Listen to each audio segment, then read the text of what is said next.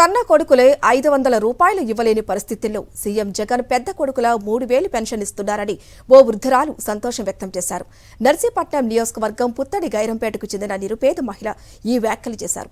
పెన్షనే కాక ఆసరా, చేయూత వంటి పథకాలు తనకు అందుతున్నాయన్నారు. సీఎం ఇచ్చే డబ్బులతో తీర్థయాత్రలకు కూడా వెళ్లి వచ్చానన్నారు.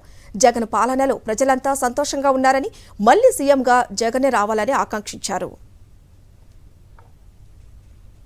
ప్రతి నెల కూడా వీళ్ళకి 500 ఏం పని చేస్తుందని, మా ఇంటికి వచ్చి గిన్నెలతో ఉంటుందా, మా పిల్లలకి ఏమన్నా పని చేస్తుందా అని. ఈ రోజు ఈ పెద్ద కొడుకు ఏం చేస్తున్నాడంటే నెల పోసరికి 3000 రూపాయలు పెన్షన్ తలుపు కట్టి, అమ్మ లేదు ఇవన్నీ డబ్బులు లేదు, దేశీ డబ్బులు తీసుకోమ్మా అంటున్నాడు. ఈ రోజు ఏ కొడుకు చూసే అవసరం లేదు.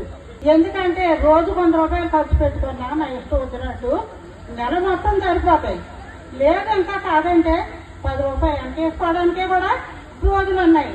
తర్వాత ఇంకో విషయం ఏంటంటే సంవత్సరానికి ఈ చెయ్యూత డబ్బులు కోపనేస్తాం 15,000.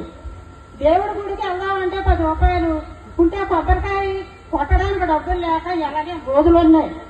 ఈ రోజు ఆ మహానుభావ పెద్ద కొడుకు ఎట్టిన డబ్బులతోని శాసనలో వెళ్ళి ఆ యాత్రలన్నీ చూసుకొని వచ్చినాను. కొడుకు రావాలా, జగనన్నే రావాలా, నా పెద్ద కొడుకే రావాలా.